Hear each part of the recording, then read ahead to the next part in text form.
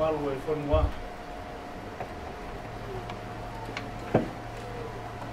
Whakapu whoki ki he tautahai o tua. Mono roto ngā e te tautou i he tukini. Whakapu atu ki he whahu o humea. Whakapu atu ki he uito umu e whanau paea. Whakapa atu ki he hawhai whingau kotoa pio ke mea mai he malumalu e whare koe ni koe tau whakaapa whaosi ki he sino o sino mawhi lau ngau. Tupengua ke u whatulo watu pia o atu e whatapu ki ha hok eiki o ke mea i whareni Papai te ula vei koe ko kore ki u whanga he taata au si sukalaisi. Kai a oas pengu ai mau whatapu ke koe. Whatapu ke whai whekau. Ke anahina pia mo e kāinga lotu. E kua whatatai ki tau tolu ke tangata koeni ko sene mawhi lau ngāwe i e whawhini. Te o pau nai tonu ke a oat kere koe ai whakatapu ka koe ke o lawe i ho hingo a pia pehe ki ngalu o pe. Moe ka inga ofa kotoa pe. Moe ka inga mi he otu muri pia pehe ki he koi piri o te. Ke a oat mua ai mau whakatapu ki he kolo hea moe ka inga kotoa pe. O mau tuku i he whewhini whataha pia moe kau whai whikau e wahenga ngā ue. O the Assemblies of God of New Zealand koe kau ngā ngoi ai mawahe atu ai tangata eiki koe ni o kai koe sola ia ki hataha i seasto o pende kosi. Ke pēka te mau tolu nei ai ho mau taimi nai whiohi pia mo i tangata koe ni ko i loku mahino i he whamiri. Ka koe puki manatu pe aku ke taimi nai ki he hiwa taha o whoki mai ki tonga. Nā oi tonga pia o wāre kua o mai tangata koe ni mi ka amoa. Koe pia pia taha nā whatonga e tangata koe ni koe tangata nai, koe tangata whielahi. Tau peheni, nā maunofo he whare papa, ka nā iha no whaiva koe ngahi keke. Kau teke o sio hataha koe ngahi koe keke tā tau mono ngahi sone ma. Koe taimi koe maulu e ai he maua koe koe whakarea koe kore pe koe pen. Te koe ki hami ai he whare papa. Taimi na mawaha mai koe ki maa ke ti o whai koe ne whakatau. O kune whie lahi aki mea ko kune mau.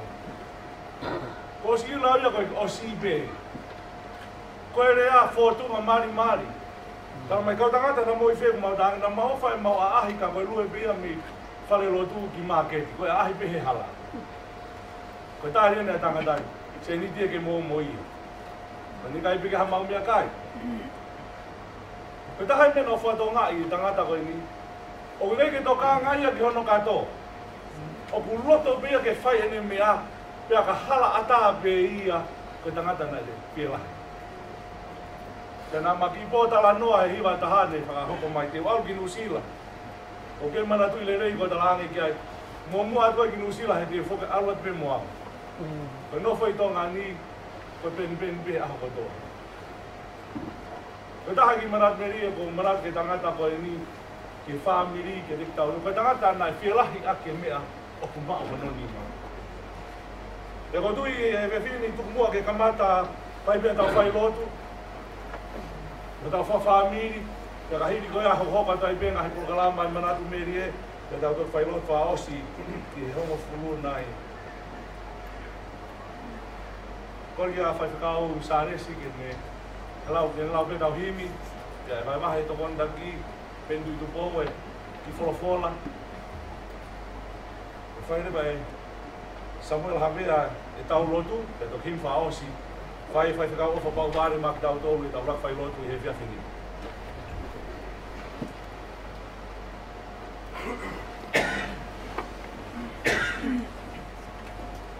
Kore peke tau hiwa mai i rono te au kuma furu maa whae he mi, taha whae he mi, mata ake tau wa whamili he whiawhi koe mi. Kore peke mune peke tau ake koni, whiawhini, ai au he eiki koe ofa au, koe moana loloto, ia ngalo i tuki ai, e kungahi angahia, ia kua ufi, e kua koni whakaateni. Eiki koe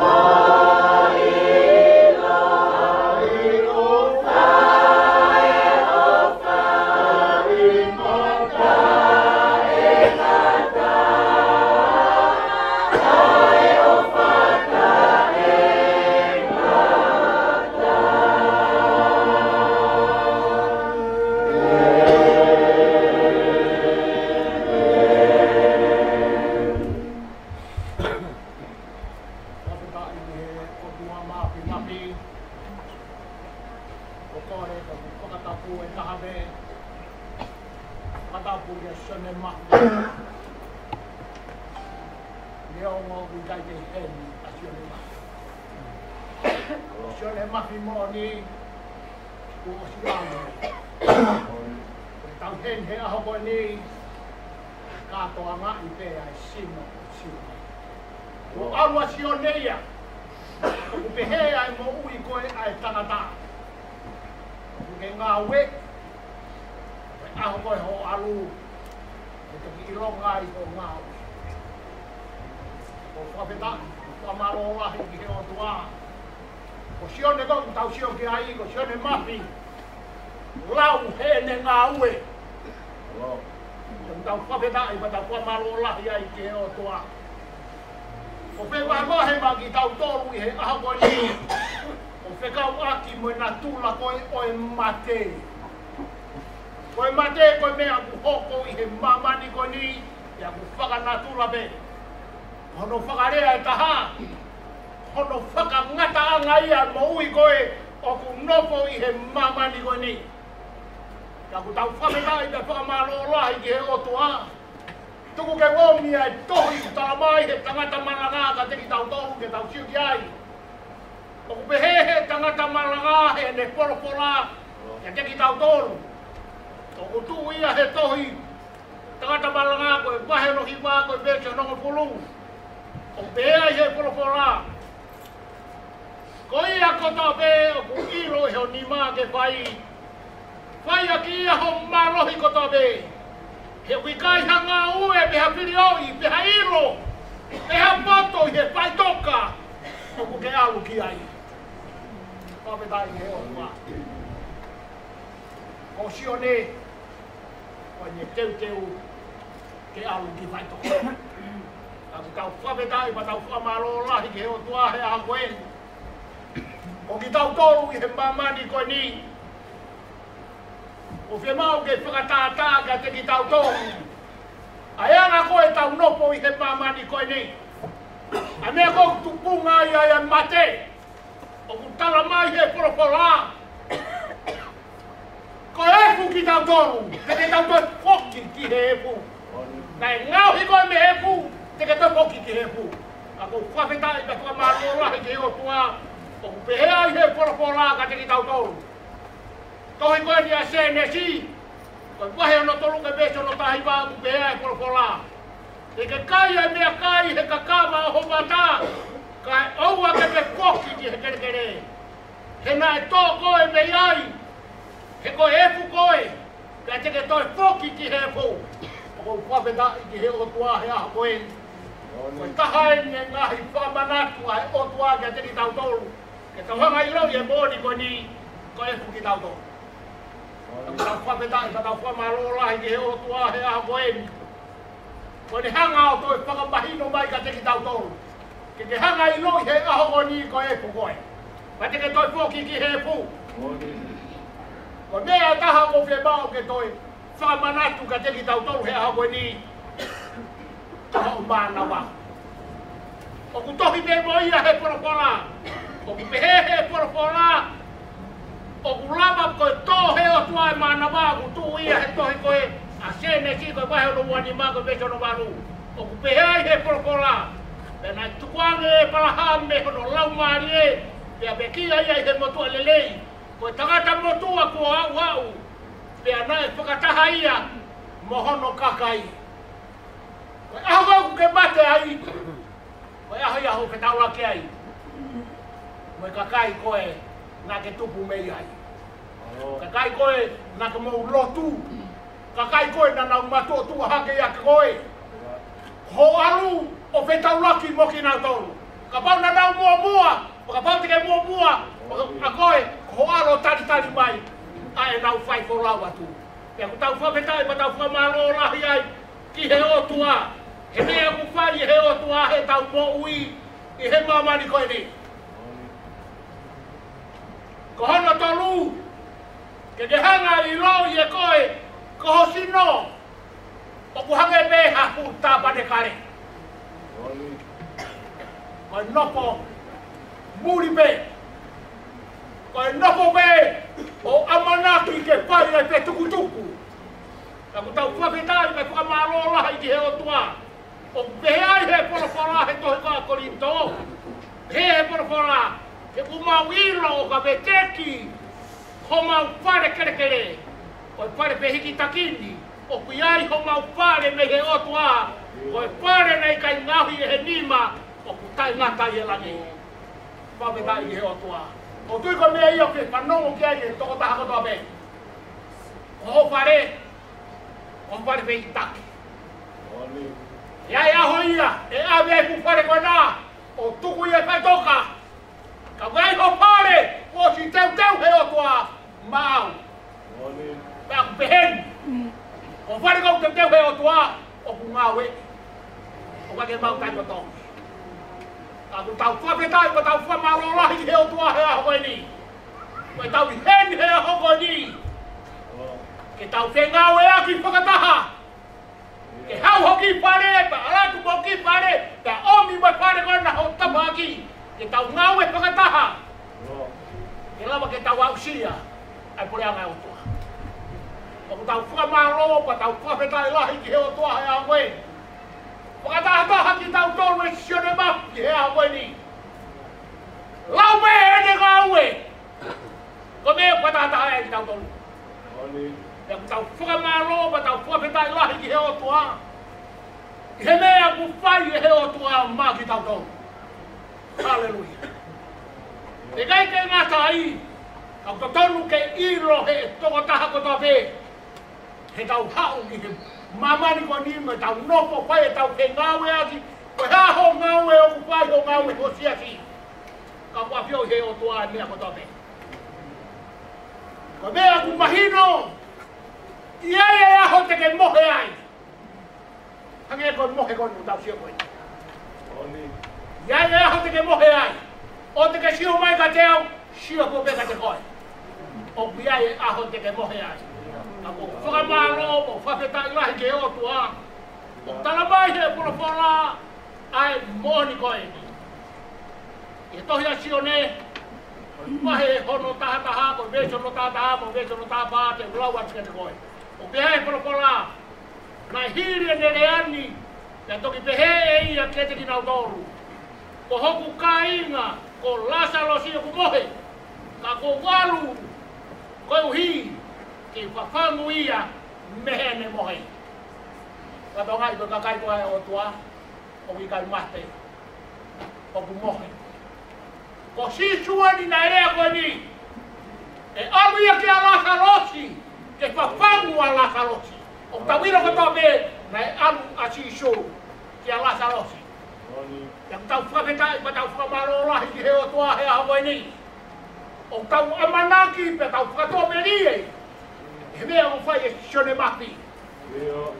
Lau he ne ngā ue. Me mea koe, aho ko te ke alu ai, e lama ke lea e tō taha ni hau, lea ka te koe. Lama, i ho ngā ue.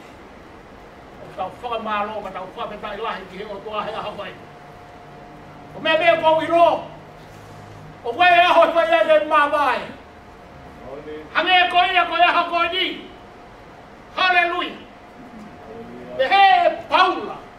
He ne lawe i he porofora ka te ki tau tōru. Tohi koe a Filipai koe wahano ulaki koe meso no wha me he Paula. He kou e whihi au i he mea e ua. O kou hori ke alu ke mia karaisi.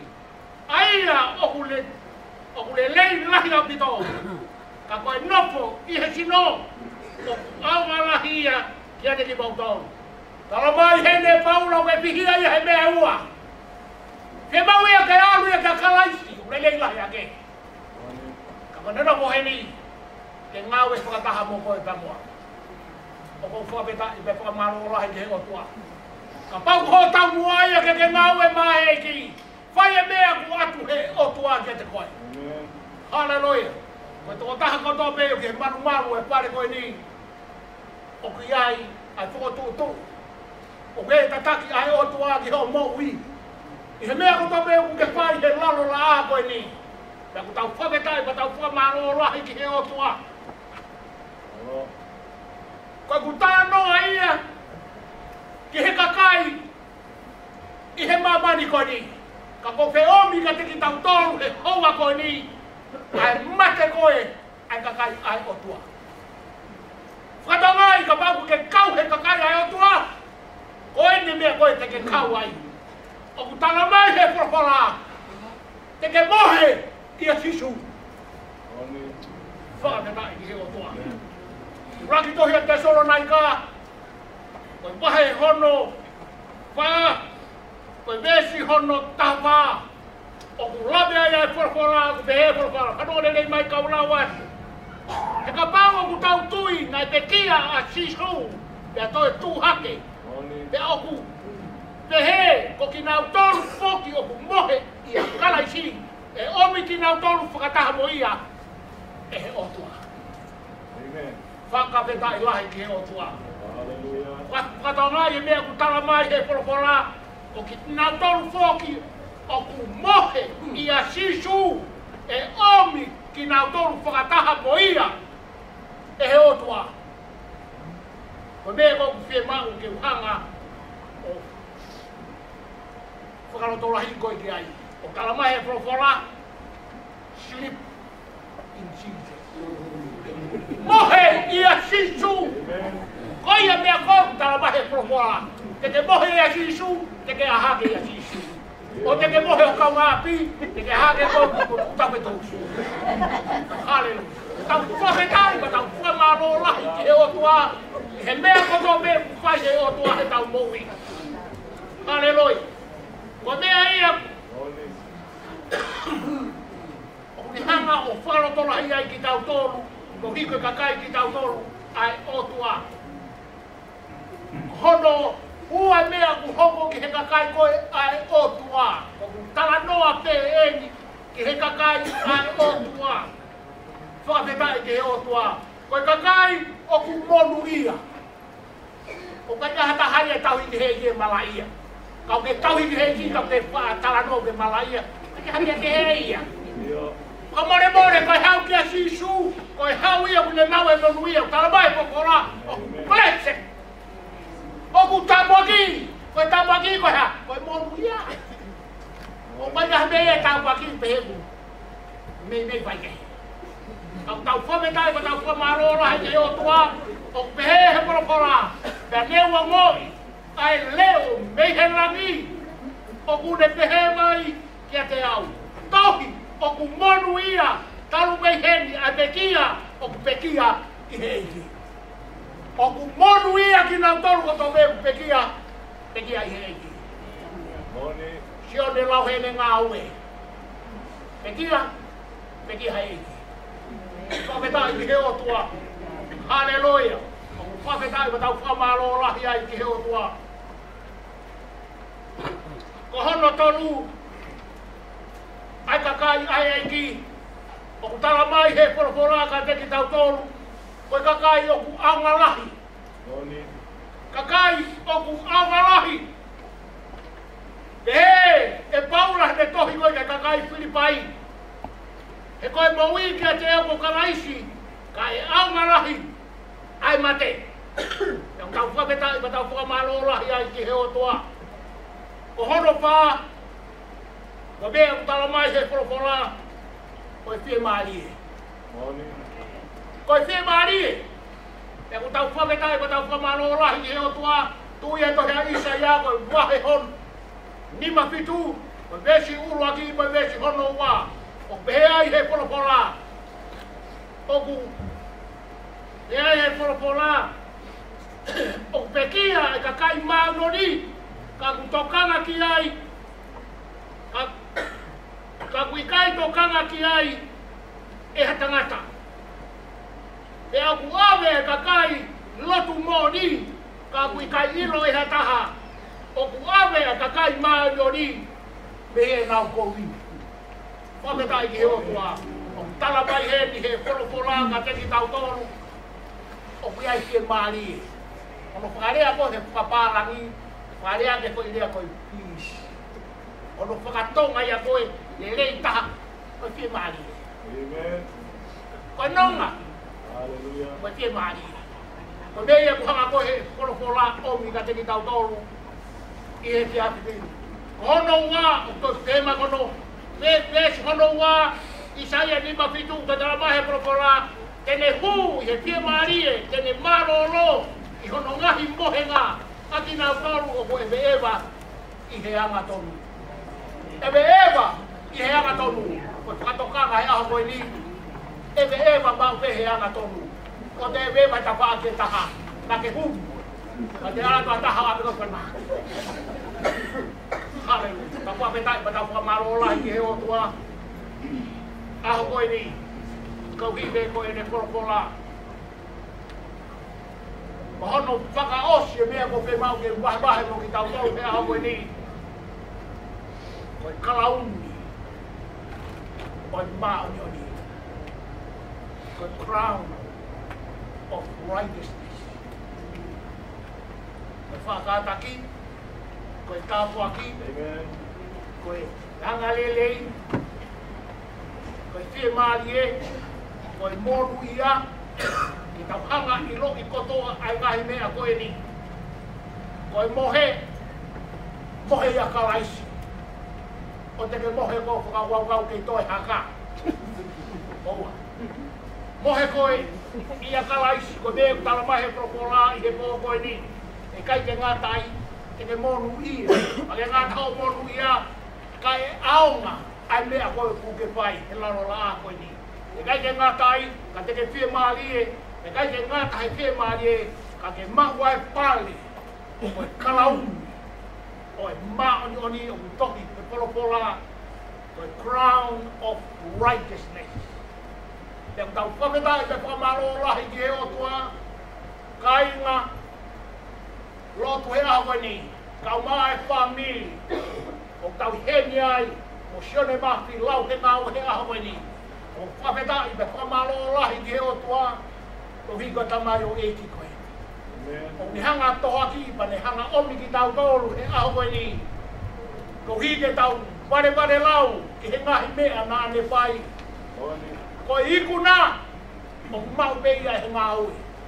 Ia ku tau whawhetai pa tau whamaro lahi ai ki he otua. O whawhatu ke toko taha kotoa pe i he ngā ue ai eiti. Ko ho tauhi maa sisu, o te ke tauhi maa au. Tauhi maa sisu. O palahi atu, e wapai ko nao sisu kraisi. Amen. Whapetai ki he otua.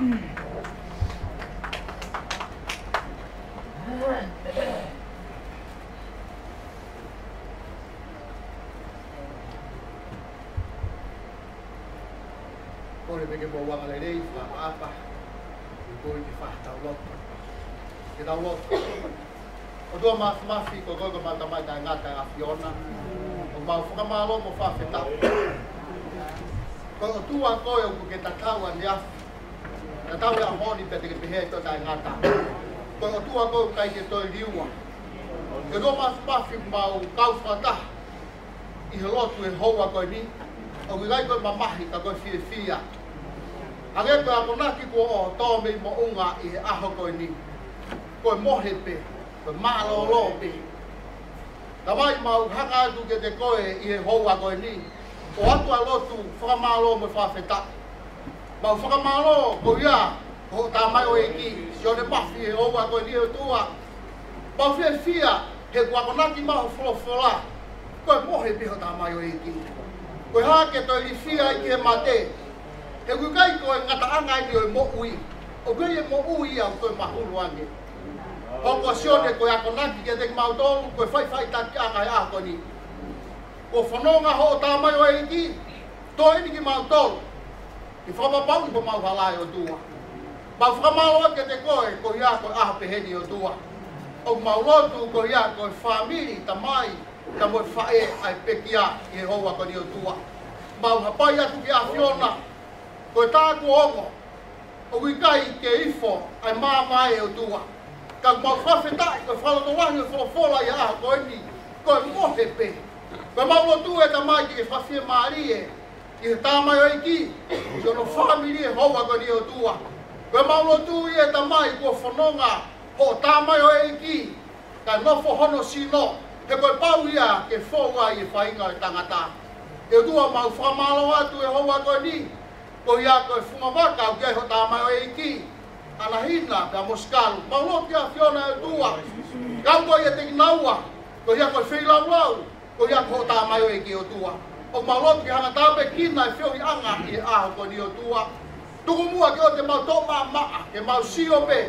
Na tuku mua ke mau inga ia ke o mau loto i aho ko ni o tua. Ko mau loto ia ke whapapau i e mau mo ui.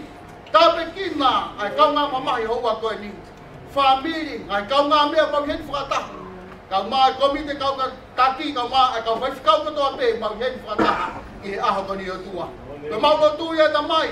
Tuku mua ke mau whawhalala, pia manuia ai kakayo mate i a Fiona. I o tua, tuku mua ke pe mau mo ui, ke mateu mau pe mau mo ui e aho toa pe. Kai te mau ilo e aho, te ke ui ai, kai te ilo e aho te mau arua tuai, ka mau inga ke mau mate pe e a Fiona.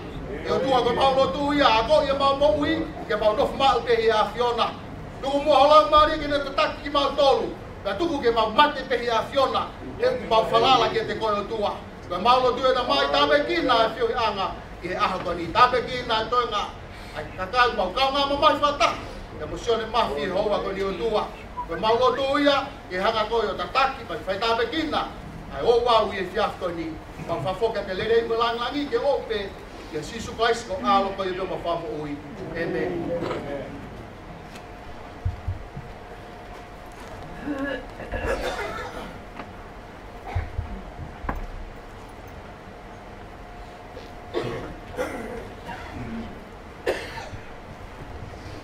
Parwe tau hiwa mai e tim whatonga, koro whange au hongo fulu, whange au hongo fulu, mea tau runga ke tau hiwa mai. Sisu he tau langa au ke kainga whai wholau, māloho ofi mai ke potu whamatangi, o e tahi whape aua, ita pea maolunga, o e mama kovi eni, ka tanga airerei. Sisu he tau langa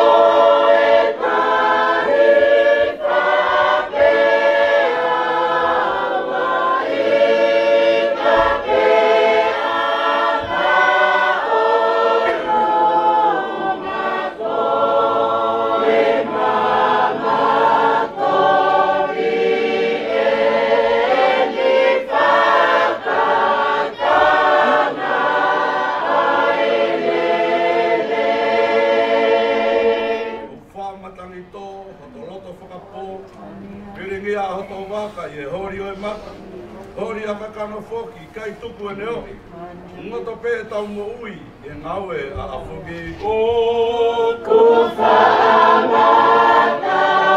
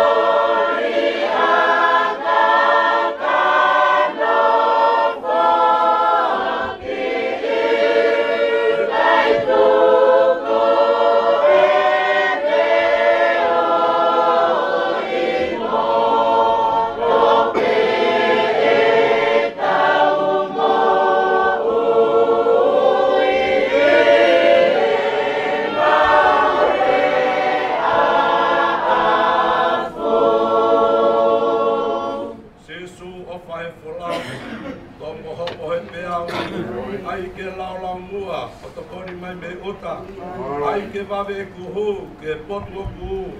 Aua nā kuto e he, kau fulau i nā mope. Jesu a whare fulau, tamo wapo he te au,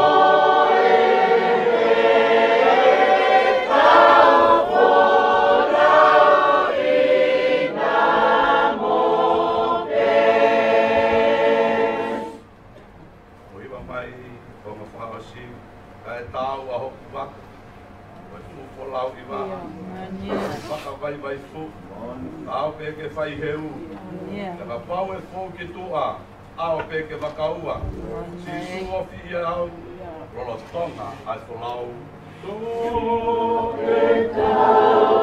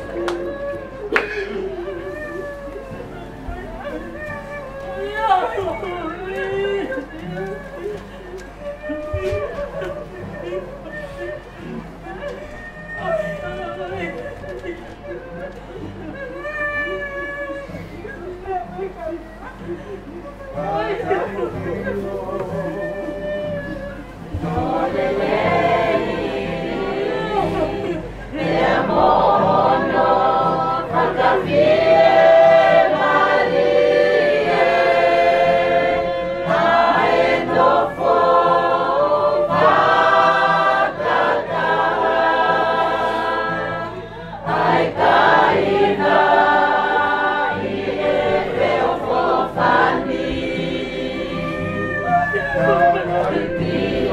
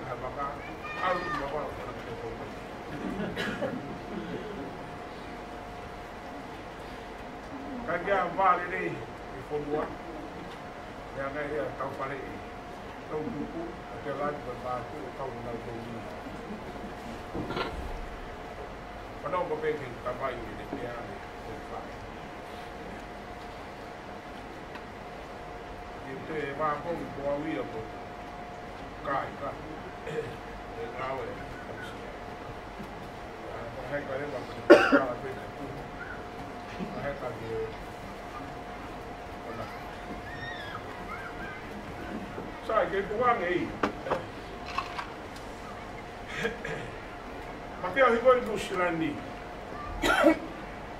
O tār peke ni ihi, ka inga he ni. Mai ha mō whia ka akauni ki mahawani. O ingia. Na ka wai ku akola ko. Ka ai pe ta vai. Ko whika ala ko me mea. Mai pe o na te sisi ia he mea. Mai sisi ia i o mai ia. Al toko o si o he tui pange, porque fiha alwa tuka o atu. Atu e se. Tā au atu ku more whika ke o mai ko le tari e.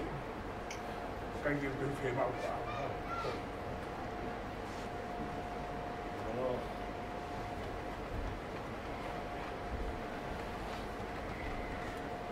Tangata maari e ko sio me peke he tā. Me kia hui tā whakalotu e asen. Ngāri ko li riu e de mo ui. Pea ku siwa koe ki ai, makulahe mea ko manatu, o ko manatu kia. Atu e whai ko sāres. Ia me whaki katumi pe koe whawhai mahi kai, ko peke mau ia he tō koe nāta ki musu o toi. Ko te heka pea sāres he de hao si tapua koe. Ko te rene pe kua whare koe, asi mai kua whare koe, te unga uri e, asi mai te unga hi. Ko whai ka whaki o sāres. Paula po sio ke tabai ko tabai dai pe. Ko ne alu la ke he hala ko asa ke pe mu dia pe ko pili pe dia ba ke he. Ko ka. Ka fa ba lo tu bua he pe. He kwa ba halo ku ye ke ta lo ka sisu. Sisu ke ne fo hayu. Ei, au ke uta fa tanga we. Keo, alwe. Mokoe, au kiuta. Kare tamba ka me walo. Tamba koe nai ika. Kuni amo e whatombala. Hene ikai, hene tamba. Ki walo ia o whai ngau. Tamba ona iyo. Sai pēia te utu whai peha a kehe. He kau tabai pehe ke kire tai e ia. Te umalo lo pia. Kau tama. Ko pehe ko tamana sai ke tama. Tani koe ko whare si ko mene na tokanga ki ai. Kono whenga ke veteki mena na maui aki. Ai heka he tonga mo se ke. Na e whai hame. Tau isi su tonu ko kota. Ka mo si o mai. Kau whare si me kau sātus. E mua. Kau ana hala. Kau whea ki. I pranga lagi. I motor kona usio. Hane ko maha lo pehe taba koi. Kau eke peki ai pe koe moni. Kau tui peki ai. Koe kau koe pe. Kiasi, ko pa whea hui whakao si, ko mao e mea ko. Nā e whakatomara ia neonga ne i kai he ngai tau lahi. I kai e tau lahi. Pea whai anu lo tau. I he mea ke sio ke whana. Nau whi ofo whani behe nau lo fo. Hamu nau waa. Kanare o ngō ia ne whakatomara. He ne i kai. He urakitai. Pe e mu aia. I hane ihi. Hange ko au. Poi he rotu kai whai mea. Kai ta tau haku mutu mo tuhu. Koe mea hunga sisu. Manako pehe whi kuko ia. Ka pehe mu whai mea. Na uhi ngai hoku. Ko tui pe malo lo tu. E whenga atu, mo tu a. Whai tangata. E a tangata, anga he rei. E ki i tae via te au, a whahi a me. Wau masi pe a. E whia au. Wau whae pe lahita. Whakapapai pe whae ko si mate o mea ke pia. Kau tamai koe ni, ka tolu whika whaa. Koe. Koe ni ihi koe te kāko. Whika na no ki mū. Ko whika mō mua pe au ia e mea patoa pe.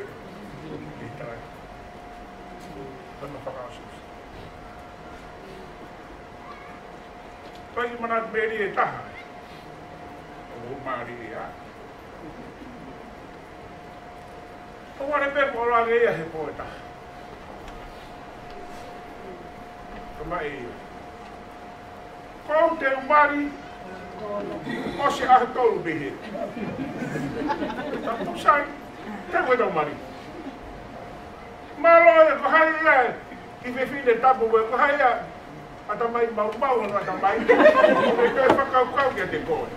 Ko pe koe tau fi hai ni ona no ai. Tau fi e tahi de. Maha kua tahu.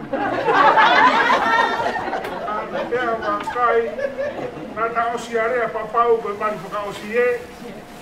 Kadea moe ta teu ki ai. Siasi, kore e ni he mōni. Toi koe, ahe ua ki whae mari. Ala me he kō. Te ngā o lau. Te kai e lawa e pai. Ako supai e mau tohi ia ki aho e. Te hape ua koe. Ala toki a pipu puri.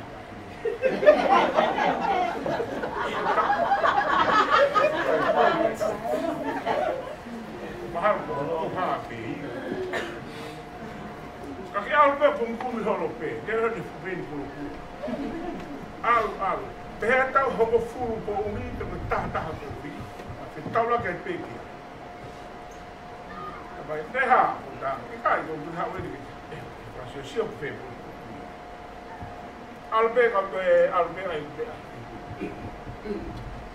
Hal hape. O te whakato si o piki. A tau na whumai e ka e taha. E tamu. O pehe mai ka te.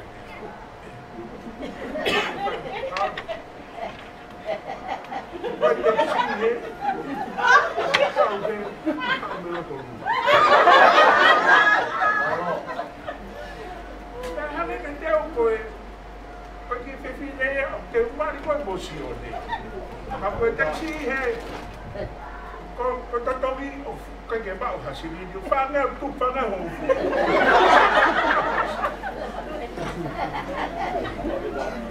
Pega o ki mai na whanga o kai ke a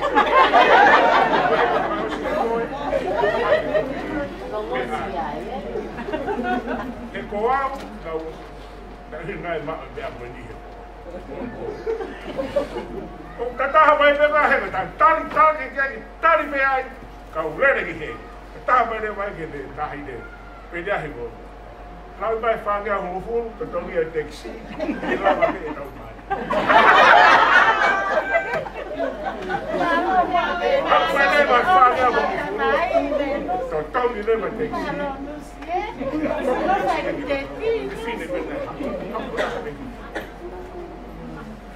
Mas veri aí aqui. Pego Venusi. Qual é a foto que buini? Ou falar em carro bem aí a que qual meu com ou foi a Venusi. Foi a lugar da Sione. Porque a mão pegou e que tem mais café. Tari pegou e que eu perto. Ko tapa ko ini ko ini ke pali mo. Ka ni fema ko ma he me pa. Ua. Ka ma fai fo ko e putu boy. Ko ki pali. Na kai ta polo. Ta polo fo ke be ko. Allo. Se ke ka ta ki lahi ko tranto e fema mo ia. E a me fo ki ta polo mo a. Kena queria tá bom. Venusi, não tá andando lá, Xixu. Xixu, corre tu, Rafa Mal. Mas tu tá referindo. Corre tu, Goiá. Para Xixu, Goiá. Quem fala do bem aí?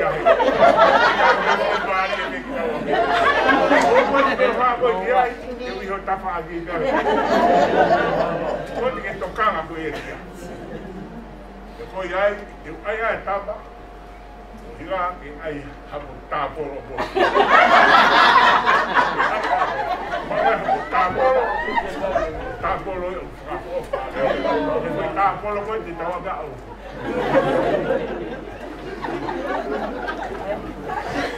Foi ele, amor, que porque deu. tala peke mo me. Ko me be sai ko kai na mo pa diri. Ko le ata ko na lo ta hai pe. Ke pai ba hala wi ha. Ke mo ko nge re pai ta ha la ta ha pe ya. Ta ku ke na ri pa to. Be ko ka kai ke he re ha pai ai. Ka tau fa ta hai ya ko ya. Me ko fa family tapu longa to pe ko io. Hey, tu e mauia. O fa malo atu o fa. Pero de tem uma cowboy. Veja do tem uma lei. Faga o seu sim por aí. Acho bem a filme. Trata o falar. How o alu astreli. O taba be trabalho porque se eu rever a de tá hide a vai que boa perrongo. Ala de mane. Porque se tá de fala. O fato ia do cita o de botu a na museu aí. O fato ia e matemática. Ona tá com a morrinha. É longa história. Wa vai que alu tá mais que ria tem que vai vai bisa belum asyone kota gua kaba paham ya alpeko mana kau pel kui ko kalau kau não vai per se assim e para mais todo com capaz tá aqui o trato eu tô fogendo de pé problema que lá vai ali angolo kalau vai baixo cai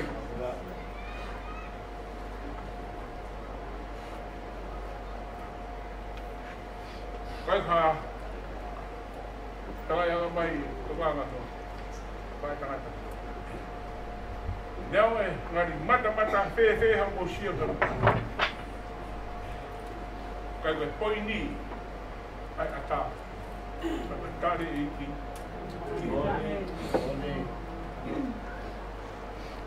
ya ko tama kita kata me fai ngai me ke ke de mo ui furi hi hone ka mo furi e tangata mo lo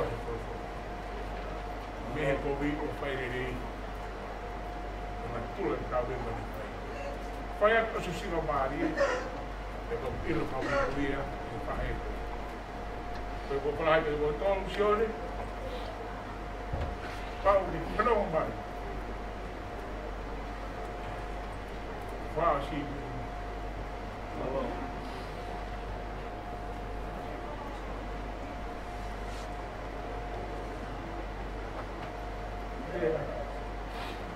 vai cá na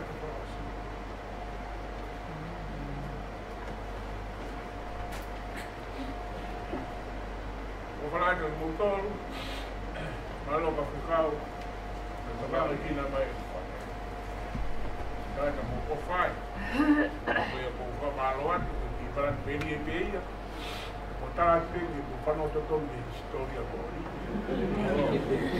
Então, os filhos mari, bem a cada um dos teatros, pode gostar o seu bem. Focar, cuidar, kalau ni cuidar. Kau logo peki. Foi o malo lá ya, malo o pinto. Mas foi a mari foi. Deve vai. Para que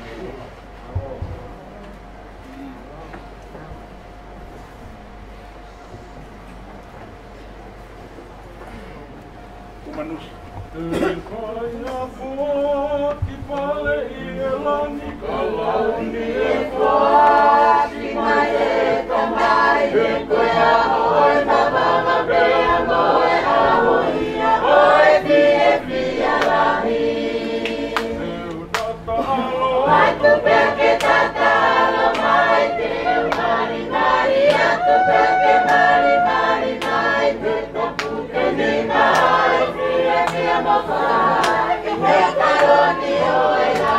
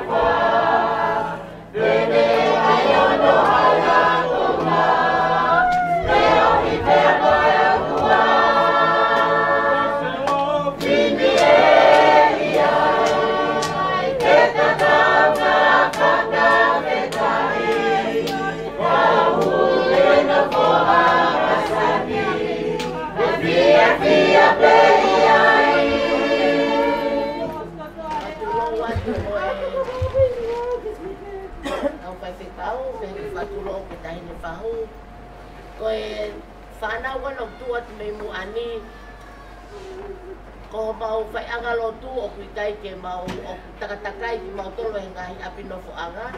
Ma ke tai me o kunga tai e mau iai. O ka ke nau fie maa e nau feo hi. Ma koe nau hoko at koe nau feo hi. Nai hoko te ke apo sone mafi mo venusi.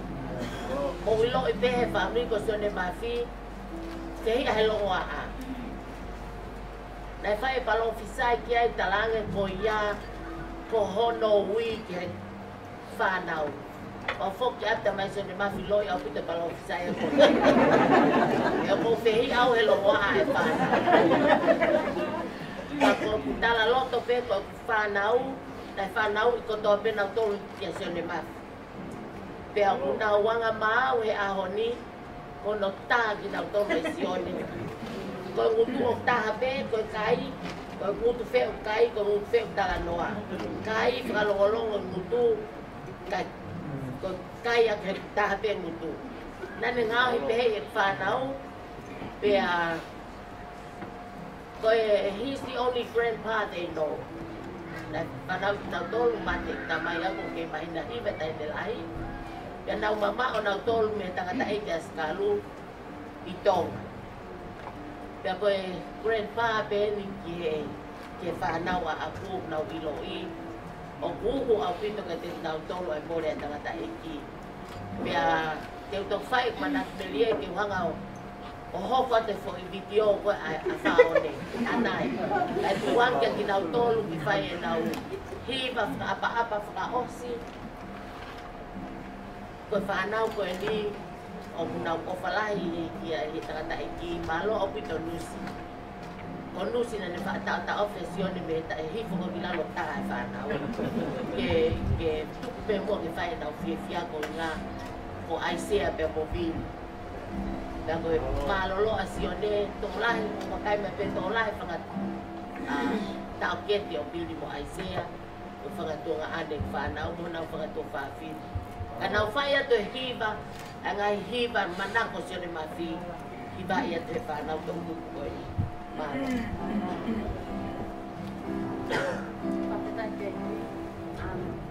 Kapag kay mo uyang grandpa e tayo magtole le pagkapalangi. Diba le pagkapalangi pe kay mahirap naman there. Like what Mom said, Murphy he was literally our great uncle, but he played the grandpa role in our lives, and when he's got a lot of grandkids, and you'll probably see them tonight, and he made us feel really special. Gamal Gai of Ibet Rosi, and he like cuts them in triangles so that there's enough for everyone. And sometimes he'll wait, Gai, and then he'll eat. Sometimes we'll save someone. So there's not a lot, we'll save you some. He said, no, you eat and I'll eat. And then sometimes there wasn't anything left, and he was content with that. And that was one thing I remember about him, is that he always made sure that there was food on the table, like it could be toast or anything, but he fed us really well. Sometimes if there was food left, it would be our lunch. So we'll have toast the whole day. But and another funny thing is when he cooks, he puts everything in the same pot. So he'll put chicken, rice, okra, like there's sometimes even the drinks, and he said it's going to the same spot. You might as well. That's what school holidays. You know how like Balangis, they go to the beach or they go like overseas. For us, it was go to Sir Mafi's house, and like sometimes just 5 minutes, and we hated it because we knew that we would either clean, pray, or we weren't allowed to watch TV. So that was like really sad childhood memory. But there was always a time during the day that we would have to pray, and it's not like a normal prayer that we do just one person. If there's 10 of us, he'll make us all pray one at a time, and we. Not only that, he made us pray in Tongan, and some of us aren't really good at speaking Tongan, so we'll just pray like, we had a sentence starter, which was, that was how we started our prayer. Then we'll say, and we'll just name everyone in the circle. And like, that's how we used to pray, because we didn't know how to speak in Tongan. And Isaiah, which is his oldest son, he used to say the longest prayers, and that's why Sir Mafi loved him the most, because he just impressed him with his Tongan. And like, we'll just sit there and get angry at him, because there's 10 of us to go, and he's praying so long. And but that was just a fun memory, because I would not trade that for anything. I would never trade that for a holiday at the bench, because my Tongan isn't that great, but at least it's better because of him. And I'm really going to miss him, because my parents, when they want to sneak out, they'll leave us with him. And he really did a great job in raising us up, and I'm sure that he's smiling down proud of the young ladies we become. And he's just such a God-fearing man, and for anyone to know him, you'll understand what I'm saying and what I mean, that he's really God-fearing. My favorite memory of Sir Mafi was last year when I went over to Mexico. I went over to Mexico last year for 5 months, and we were at the airport, and it was time for me to say goodbye to everyone. I went and said goodbye first to Sir Mafi. But I thought that he didn't really understand what was going on, so I just hugged him. Like, yeah, and then like when I was hugging him, I heard him start crying, and I was like really teary. And then like he was like crying and telling me to take care, and then it really surprised me, because I thought he didn't know what was happening. I didn't think he knew that I was going. But I hugged him anyway, and then when he started crying, I know it sounds like really dumb, but like when he cried, then like I realized that he really does like love me, like, and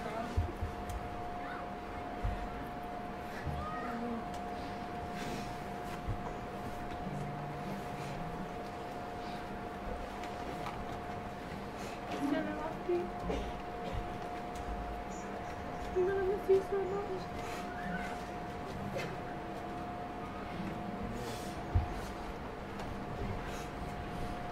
Thank you for fighting to the very end. Thank you for everything.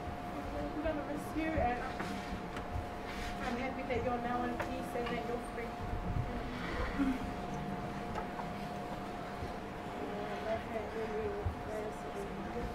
My favorite memory of France is one Saturday morning I had to go look after her, because my family was for her first birthday, and so I was going to look after her, and when I was going to stay with them, he wanted to watch Mr. Bean. So Mr. Bean is just like a comedy film, and he was like, I find out Mr. Bean can help you, so I plugged it on and turned on TV, and we were watching it, and then during the film, like he was like kind of mocking like Mr. Bean, and he was like calling him like and stuff like that, because of like the funny stuff that he did. And then I fell asleep halfway through the movie, and like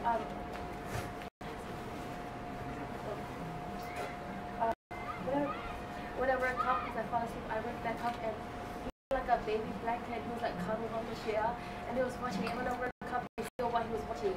You know, like once you had Fiverr and there's the credits, he was watching that because the movie had already finished, and like I was like, oh sorry, and I went to change it, and like it just reminded me like anything that interests him, then he still pay, yeah, like he doesn't care if it's like the end of the film and the credits, he will still watch it, and like he always like brings me up like what mom, and he like he was like my grandfather figure, and he always brings me up, and like I remember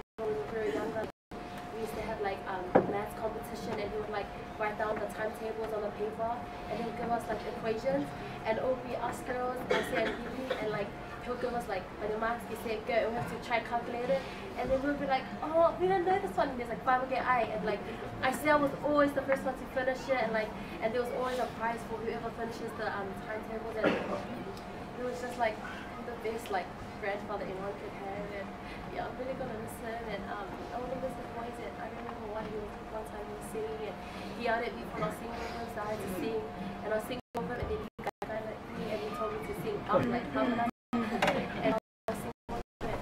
I was gonna miss his voice. I was like miss him calling me off for like Fala, that's really, and yeah, I'm gonna miss him.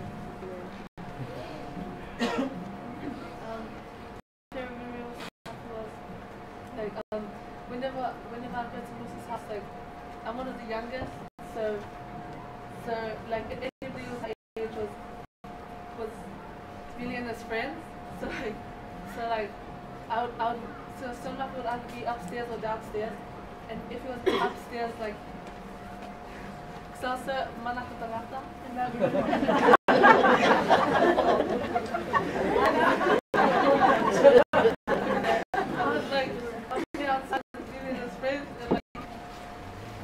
like he'll just stand there, like he's supposed to understand and we knew that he'll see out the and like Billy's friends would just go in, and then me and Billy would try and like run through, but like we were like too slow, and he would like get us, and like me and Billy would just sit in the hall and like rant about Sanemafi and Kariosika. And like as I grew older, I understand now, like, understand that, like, he did everything for, like, the right reason. It was really self-understandable. Amen. One thing I always remember about Matthew is, like, his room. Every time I went over to his house and I go to him, like, his room was like, did not allow to speak to him because, we brought up in New Zealand, so it's going to be hard for us to speak to him. And so we always have to speak to him. And so if you know me and I say, you know that I'm competitive in the area group. And so Mother will always come to me and he'll always tell me like, you know, your mom comes to me and always says, I wish you were more like, I wish my kids were more like Isaiah because Isaiah can speak Tongan and my kids can't. And so I'll always go home and I always like try my hardest to learn as much Tongan as I can so I can come and I can like show off in front of him that I can speak more Tongan than myself. And I remember like I always sit and whenever he was around I always like speak Tongan. I only speak Tongan in front of him, and when he walks out the room I like to speak more in English, even though it's not bad, but yeah, I used to always speak Tongan. And it got to a point where I hated, I think I got so pissed at my mom because I was like, I'm your daughter, why are you going to Sone Mafi and saying that you wish I was more like Isaiah? And so I went to my mom and I asked her, why do you do that? She's like, not once have I opened my mouth to Sone Mafi and said I wish I was more like, my kids were more like Isaiah. And so like, I'm thinking about now, like, me and Isaiah were so competitive, and if Sone Mafi wasn't like that, he didn't like lie to me and say that my mom wished I was more like Isaiah, then I wouldn't know. I wouldn't be in touch with my Tongan culture, and I just want to get in place. I wish he was still here so I can see things again. I miss him so much, and I know everyone will like, if you know Sone Mafi, and if you're a person, you will know that Sone Mafi was the one to teach you the Lord's Prayer.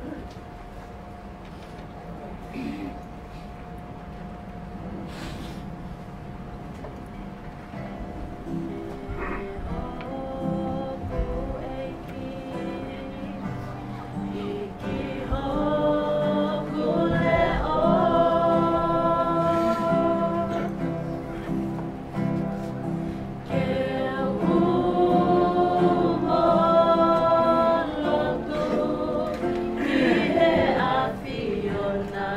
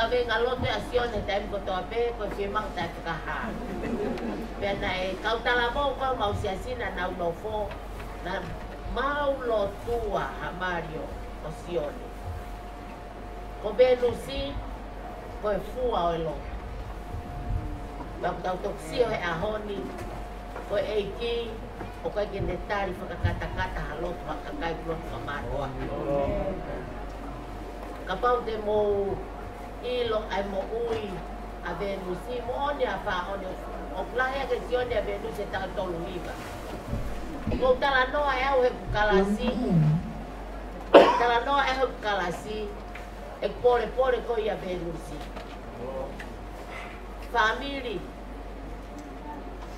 tôi pensei que te au hongo full. Ai whaka au whaofa sione I a honi, koe tau hi a Venus. Koe tari a lotu, na mau whai toki mama he family I a toto I he haua nai ame whaka Venus ki loto lua, ko inga ko kehe koe futau. He family. Kana hanga he mau lotu, o sende taxi ko fefine o mai a Venus. Fai leva ai mari he loto fare o fa one. Ko e whewhine, ko e taha I waifi ma onga a Venusi. Ko e ne whakataha I ai whanau e toko mua fulu a sione mawhi. O si isi hono tau, ke whakawhotunga ku ne whai ke whanau. O whalahi e whanau, kua e konga whanau a sione nau lalahi nau tori a Venusi. Ka koe tau anga a Venusi a sione mawhi tai hano tatau. Na ilo pe mahalo e sione ia e aho peheni. Kana e whakaamu ke whakamā opo e ne whanau. Ko whewhine to tonu ke whakaosi e mo ia Venusi ke ne whakamā opo e whanau. Mo ngari kata I he lea a whaone. Ka he kai te uloto au ke tanu a sikalu ia mo whewhine ke. Kau tangi, kau tengi hia. Venusi, o whalahi au pito kia teko, o salute kia teko. Ako lahi au pito au ia Venusi. Ka o salute kia Venusi ia honi. Ia tasi pinga whaofa kune whai. E whakama opo e whanau mo ngahi makapuna kia ne mati. Pag nau ilo ilelei pe nau tolu e ofa mo oni a Venusi e sione. Ko kore a Venusi ke whanau mo lotu mua ke oa na amere ai aho o sione. Toko lahi ono whanga tua whawhine. Toko lahi mo e whanau ono whanga tua whawhine. Pea koe ka venga lotu pena e kore a Venusi ke whanau ke lotua ai aho sione mawhi. He kono, ko whewhine natura teu a Venusi. She's very gifted, she's very creative. Ko hape hamea kune maui ono ni ma, she could create a masterpiece out of it.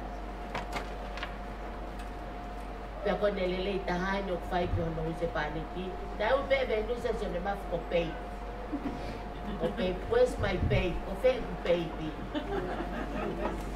Kone alo tane pore aki ke lue moia he kakai kana e maa sione. Alo hatu peka utuk alua. Ita au pika Venusi a sione ai ke maa he lue moia. She shows off au na eako a Venusi I he te wana nga. Na e loto ke ama sione ke alo show ke ne kalasi. Kono Marie. A sione mafi. O falahi au pika a Venusi. Pea oku. Ako lahi mo ui I he waifu. Lahi pe tau manat meri ka sione mafi. But I want you to know ko Venusi ko tahai waifu. Tahai waifu fita he family lau ngā we. Kone ko taimi ko nae malanga askalu I tonga he TV fetungi ilampe nane pehe.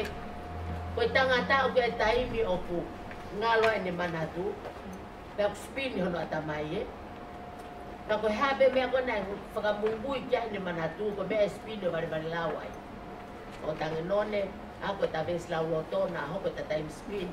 Pake lau loto taimi koe. Taimi pango. E te maa wai. Ako pe ta ves lau loto. Same uloak, same watong, same te au. Lau pe ia. Ke ta spini pe ai. Ke ta whakaostosi. O whalahi at family, o whalahi at whaone, malo au pito, o whalahi ke family, o whalahi ke whaapapa ke whai whikauta ke whahenga ngaue ka kai tonga Assembly of God, o whalahi ke te motolu, tapa kotoa. Ko whaapa ke sione, ko hoko atu mo Venusi, mo ilo, o mo pore ho mo whae tangata, o hiko whewhine rei na tu hiko no tua. O whalahe at Lucy, o whalahe at whafufonga at whamalo ai whakato whawhine o sione mawhi. Pea mo mautolu ai whanau ai whakato whawhine. Whanau hono tao ke te mo whakamagapuna. Thank you very much for looking after our uncle. Alo uncle, whakaofa.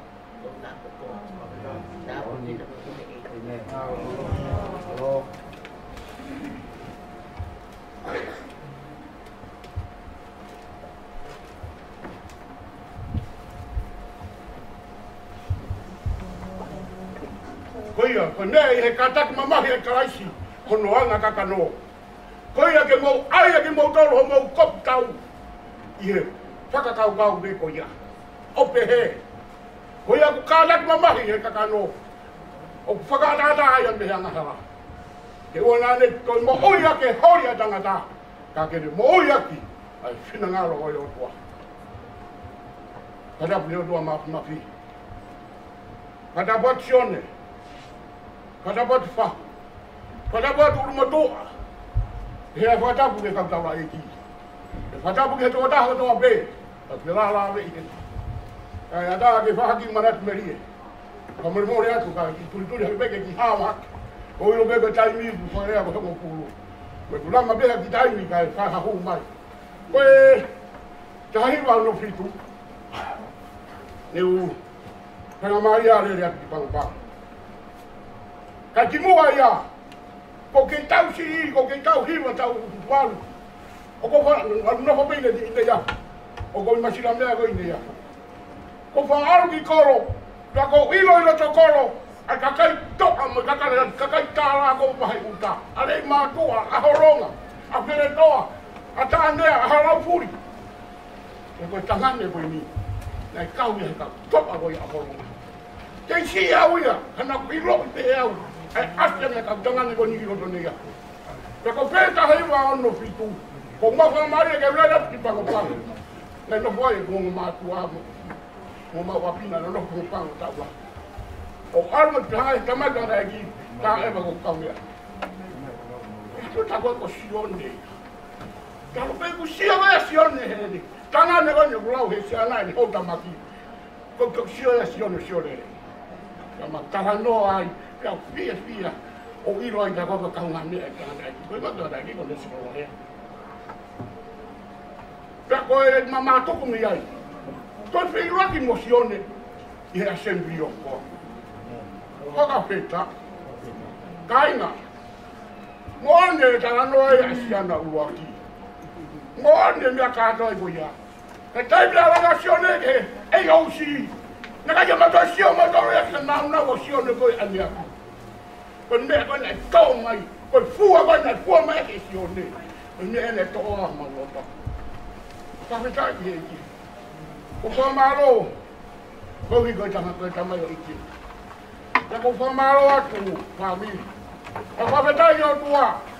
O mi hatanga tapehe. Ko mano na si o vacacione. Ha yo tua o ya son ka ngawe hanga lawa ni tau bahe bahe a honi. Fulava ngawe a sione. Mo ha sione te de kono papang. Ka ko kita utowe. Ka fa beta. E me ko fa he eki. Ko mai ne ma oni. Ya to ka sione he fa eki fa rangi ai. Kai au me ka tangata. Ke vai hava ma au mo. Ko konga e ko pe ai ko mate ko tapua. Ko tu au ngai ka sione. Kai au ke si kaunanga tala no ga ana hila. E si au ke fa na u mo ko kuna. Kamaro atu fa na u. Ko mo laku mai e fu a sione. A ho ko. Ai re si pa na u bine ko. Ai re kita. O si o pe ke da ne to kita. Ko guaficazione ko ni fa hiwa tanga ta fuazione ko tanga ta lawo la fema me emozione mo no la ko tanga ta te emozione ha pa na to be azione ya ha ta wa ya no mane tu ko ha be na to to ya azione no pa na stop mo au te ta ko ina sio ka azione kala mo ni ya tanga ta tiwa tanga ta azione la no azione la no bene, con faina, perché non ha come motivazione. Ma tu non hai già hinne con mi lotto lua o to hokosha ka ba. Ma che dai che ti. Ko fuwa ya pentecosti. Perché ha solo che pentecosti. Ma ne hata onye wano me ya ka usma wa do so. Ka ne ha ke mo ai ki. Eve mai yo, eve. Ha wa la ko ne na fa ya shefia. Ko mamma ta mo be eva hi. Ko fa wala ko na kulau. Ko miseria pita. Ki bonito, caretia, Cappadocia, Firitia, Moesia. Ki kakai firi na ia. Unga ko awe tai mi ko ngau me kakai. Ko whanonga tuki he, ko ai arawa hai. Ke ki tamaharonga. Nā mausiasi. Ko ni ki hiwana he. O ana a whai arawa au, au ana whai arawa aku. Ko te rawa tu tau. I ko ane rei tā kui. Tā tā me ki tamamo hiwa. Hei, o ana whai ho mō rau, o ana whai he tau rau. Ta whai me ke lau ai tu tau. Ko e aho ni ku talamai. Talamai e sione. Whai pe! Ai whaunga. Me mea koe nai whai he eiti. Tau he kai tau pe whai e mea te. Whai mea koe ia, kahainga. Tuma wai. Pea mo oi be. I he whinangaro e o tua. Kai i he. I he hori ai tangata. Ke o palahi atu. Palahi atu. Wa maro ate. Wa me maura te ki humai. O ki humai peke whetau ki mautonu ni tua. E petanga rei rini. Peke ngaro i mau mau. Ko whawhitai ke i piro ni anu. Pai mau waka tui tapa ni pō. Ka koe hoa hake. Ka te tau sapu ela o wharoa. Ai mea koe. Kau tāngas ke pai me kau. Maharo mo Samuela ho rea ke milani ke ui. Ka tuina e kia no nei horonga kaba. O ko iro i le lei. Iro i le rea sio. Oia ko fia fia. Nga e ki uwe a ne pō ke iro. Ana kape. Makau mua pe. Sekon waki miniti. Ke ki tāno ai ka sio. Jone whaase e kurea. Tātā mai meka hiwa meki whahiwa. Naki whaungu mai e ka te awe. Kai mirotu hatahata. Christ is my everything. Christ is my all. Christ is my everything, both great and small. He gave his life for me, made everything new. Christ is my everything. None other will do. Like honey in the rock, like honey in the rock. Sweet honey in the rock, sweet honey in the rock. Oh, he died like honey in the rock, in the rock. Oh, taste and see, oh, taste and see, that the Lord is good. Oh, he died like honey in the rock.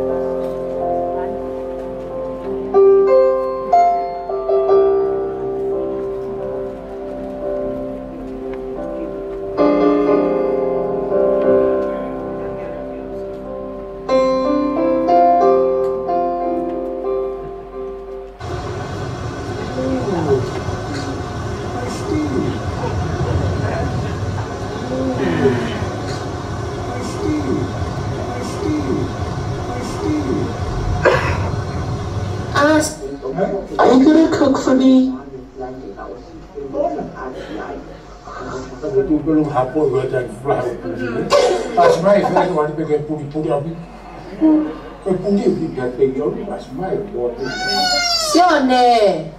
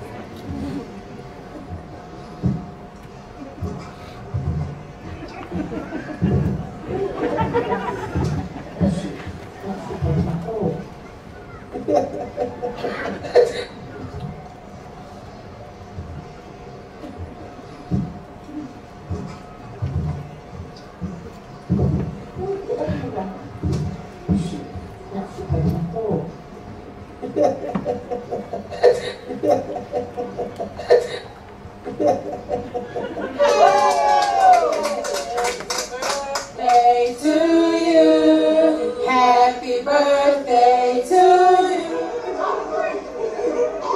Oh my God.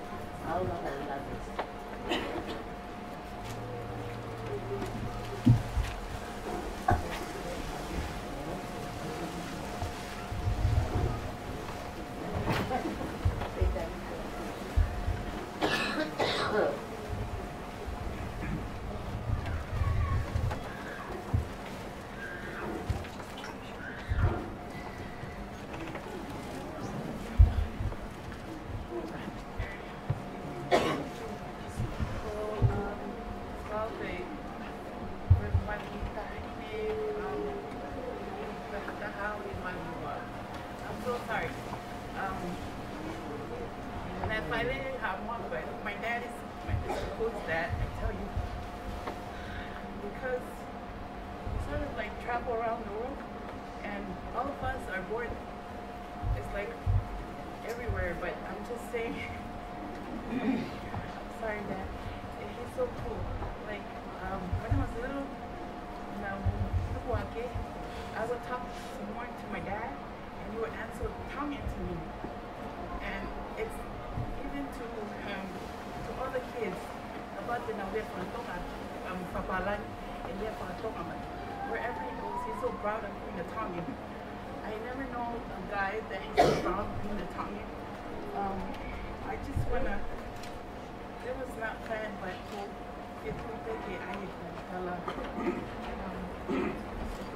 for my dad, just because I'm proud of being my dad's daughter.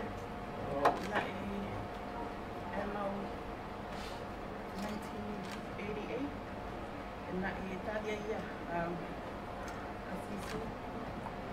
and I tell you, that was the good day for all of us family, because I tell you, if my dad and I tell you, we are not going to be together this day, but I'm just proud of my dad. So when I grew up, I moved here, and my dad, when I moved here, he moved to Goma because my grandpa was sick. And when I was here, I moved to my sisters, and my dad came in 1989, and that's why my dad came and called me and Sia. So we are the princes of the family, but he is a smart guy, because if whoever showed up first, the princess, yeah. But everybody knows who's the real princess, but he's the coolest guy, because when I was here in Oahu, and one day he called me, I'm almost like, I was in Zimmer and Mosely, but he was like, I just want to tell you my wish. My wish for you to marry AOG guy, and I find you one, a husband. I was like, Dad, yeah, husband. So shame. No, I won't ask for a husband for you. Dad, I'm so sorry, man. But because of being me as a woman, I didn't really receive God, and everybody knows if you receive God, it's a I've been there, it's like that, but again, but I just want to when Baba get when Lolo, and I was like, when Lolo, and tell me, I learned so much from my dad. If you want to do something, you want to read 100% and 10. He makes it all his mind. But the other thing I just remember about my dad, first thing was he started the AOG. He always had his favorite song, like God is so big. I'm telling you, whoever's hungry, we used to run a bakery. And we were the only Tongans. When I grew up, I never know if we played Dolce. And I'm telling you, I never even know such thing as hope. But every time I show up at school, they say, oh, King, I said, that was like, horse. But I'm just proud of it because I never did that for I can. But again, I know my dad passed away. He was a happy man, but it didn't go over here because of the way he was. But just it's just and he can sing pretty. And with my dad, he loves everybody. And I know, I don't know how this looks like this for tell everybody how my dad and the only thing that I really is loving but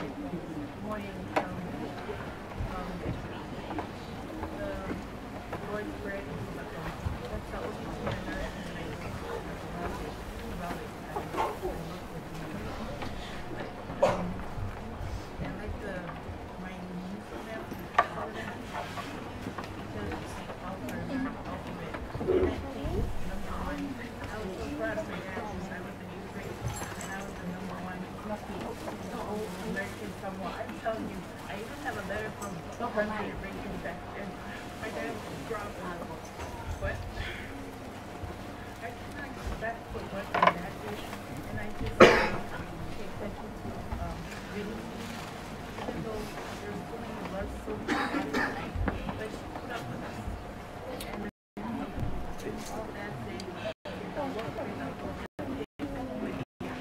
I tell you, but right for me, especially Sister Sia and Sia, my dad and we would always go.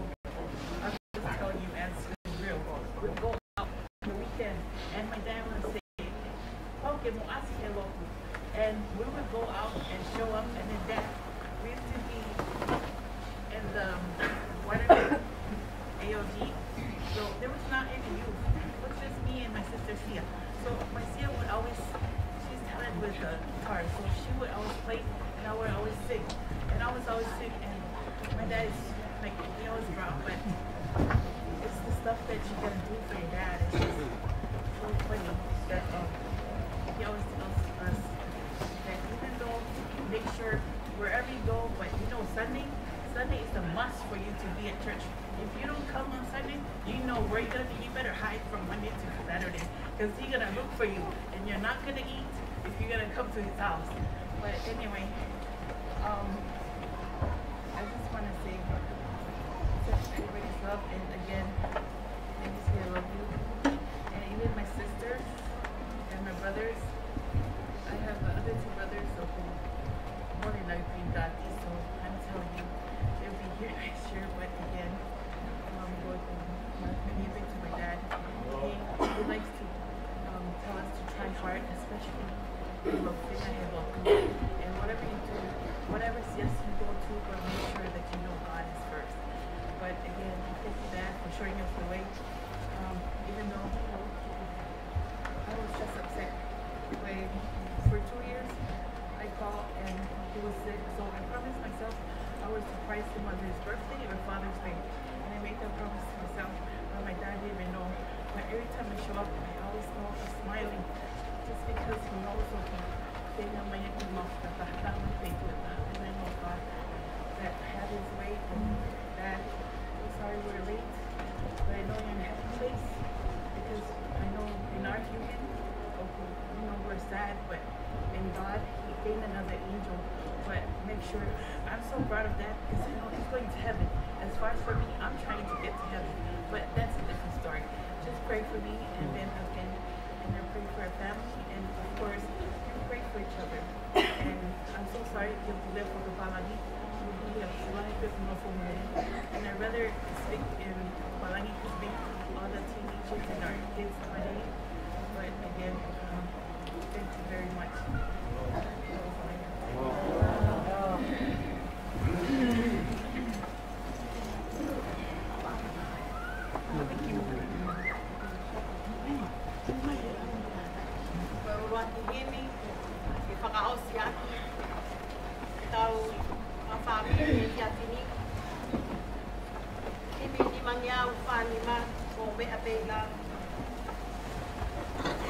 Kalisipiane oa e loto sini. Ne oa ho mo oa he tupa mahi. Taui ho loto lahi, kuku ho i tia. E sātai pea sātai, te eki liua ia. Kalisipiane oa.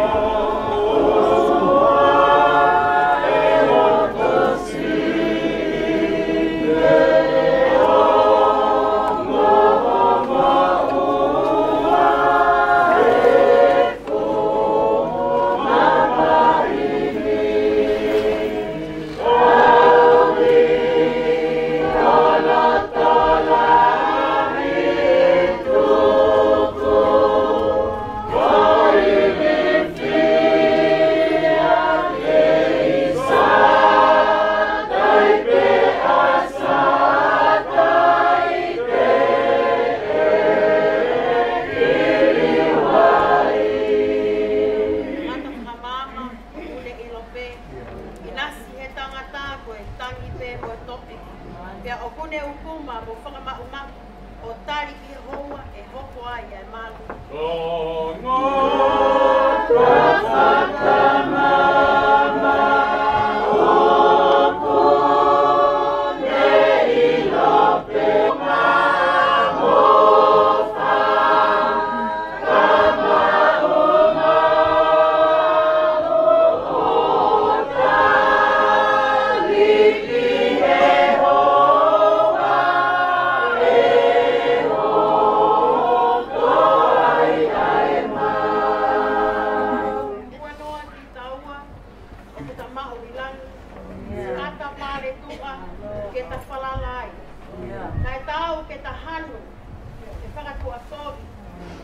kai toha manu tai tene afioi.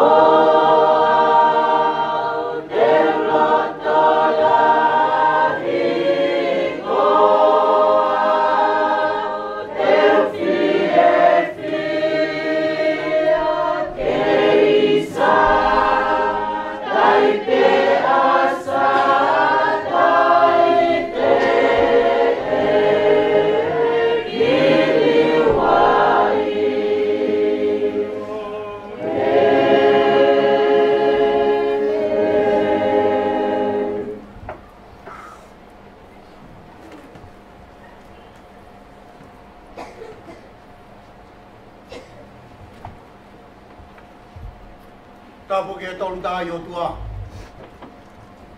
Tama ya lo lau mari ma onion. Tapu ke fahu.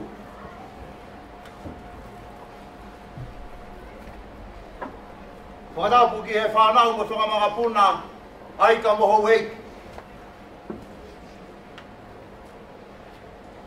Tapu ke ma flo ngawe. Ma ta ma lo, ma tapu. E whata puki he tangata e ki Palestini. O sia si whape te kosi o Aotearoa, o ta kaitonga, toki tā reo wea. E ki ha taula e, kia moha alot.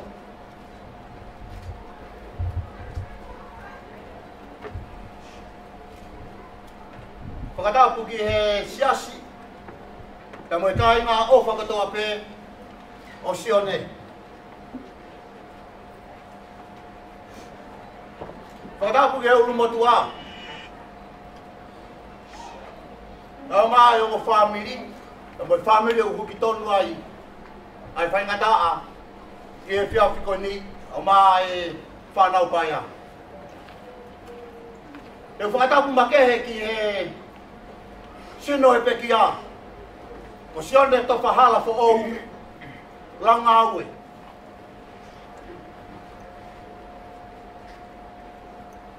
O gune e pa ia ala fo lau. Kai talangata ia te au o whai ki tu. Kai tā mō ku ai whiawhi koe ni.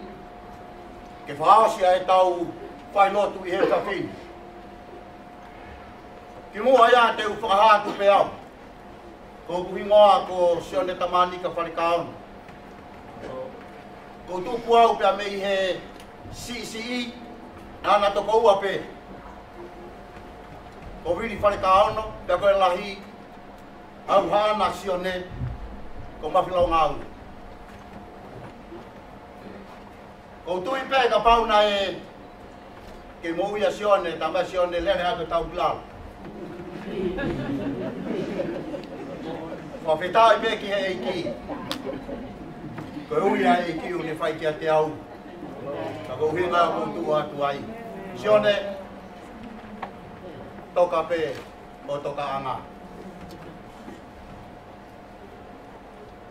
E ko ke tae fihi pe mo ulua fi. E tau tahiwa walu o ke tahiwa hiwa ni ma. Ko lawe e ta fi ko ya. Kai yo te ha wa wi ato e ta fi. Ka ha pe o ka ya merie. Ko muy pe hala ko ke fo wai. Mone le apostolo. I piseli ke kakai Korinto. Uluaki. Tataha e wahewe sulu aki. Ke mui mai a te au, o hange ko mui kia kalaisi. O ilo ure whakataha sione, te moi apostolo ko Paula i e whiawhi koe ni. He kai te uloloa e ko wilo fuma uloloa e poni. Na tuu peke uomi ai mea mahu inga taha o e wheo hi. Hanga sione, to whahala fo oru launga aue, o whatatahai mai ki tau tolu. Talu pa mei he pomo ni teo au mai ke poni. Lere mai he pomo ni teo whanongo. Ta koe hingoa ia sione ko sione to whahala po ou. Ne hanga hene wha e o palo fisaya hingoa koe ni kia tei. Ma neongo na ia ngai vai hala na fou ai mou ia sione. Kai foki pea sione ki he mea na hingoa ki ai. Pea muna ki ai wha e koe ni. Ko sione to whahala po ou lau ngau. E whiawhini ko whaamu pe ke wahewahe a ki wholofola nou maa ki tau tolu e whiawhi koe ni. Ko Filipai ko he urua ki vesi ko ia hono ua taha. Ko ere ai a Paula na ne whai me pirisone ko ia loma. Ie pāke au e sio ne pehe ai. Ko e mo ui ki a te au ko kalaisi. Aungai aho e mate. Ko e tau luao ku pehe ai ai vesi koe ni. E apostolo. Ka mau te hoko atu ai mo ui, te mo ui makalaisi. Pea ka pau te umate, e lahi ai hoku whakakoloa. Ka walistiane, tala mai e sione, he mo oni ko ni, o wha, iku ai mo ui, ko kalaisi, ifo i mate, aonga, ko whakakoloa, ki a taha, o kune tari a sisu, ke e ne mo ui. Pea eki a sisu, i e ne mo ui. Pea whikauraki a sisu, i e ne mo ui. Pea hoko a sisu, ko e kapiteni, i e mo ui whawhoi tui, i e whamiri, i e siasi, i e ureanga. Pea ka kau a sisu ha mea, ko i kuna, ko i whiawhia, hame ko iau tau whiohi ai, i e whiawhi koe ni. Ko lea apostolo ko Paula, loa tonga e nei loma. Nā ne tohi ai, ke siasi ko ia Filipai. Nā ne mau me lima ko ia o epa whala taito. Ai paanga ko hunga ko i foaki, ko i mea alfa. Ka ko hinga ia e ne tohi ko i whakamalo. Filipai, malo a pito. Ai o wha, he taini whainga tau. Ka ko hono ua pe, ko le whala ka lahi ke kakai tui ko ia na i Filipai. Pea mato e whaitu ko toa pe i mamani o hoko ko kakai tui ke a sisu o kukawa i e whakaloto lahi. He koe ki vesi ko ia o Filipai. O ku hanga ia Filipai vai wha vesi wha, he vai wha o si. Fia mau pe i he eki kau toia iatu fia mau pe. Na kai ia le whakamatala o ku nafo pilisone. Na kai ia le whakamatala ko pilisone maru. Na kai ia le whakamatala ko whonu whaingataa. Na kai ia le whakamatala whaingataa mui ka sisu. Na le whakamatala Filipai fia mau pe i he eki. Kau Kristiane, ko lea ia na mahuinga he maui e tamayo e kini, ko maui fia, maui mari, ko ulunganga, ko nea ia o mahuinga o pito he maui wha Kristiane. Ko wami ai vesi ko ni, he koutui, ko tangatani, ko apostolo mo ni eni, ko Paulo pe asione to whahala fo ou laungaru. Ore ia na fai e Paula, Timote. I pisari ko ia ki he tangata fai whekau koni ko Timote ne keisi.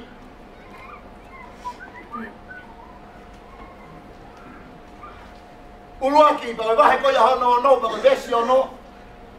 Ko lua to fie maari e. Pa ko ulunganga whao tua. Ko loa laki. Ko lua to fie maari e. Dama ulunganga whao tua, kakolo lahi. Ko tangatani, tako lahi e whanau, tama mata ki e fua. O yanga ene mo uimu yanga, e fisiki tua, ai wheo whani. He ko tangata nai loto fie mahari e pia mo ulunganga lelei. A ene rea, a ene ngawe, a ene toonga, a holo ulunganga, o kufunga bea ki a kalaisi.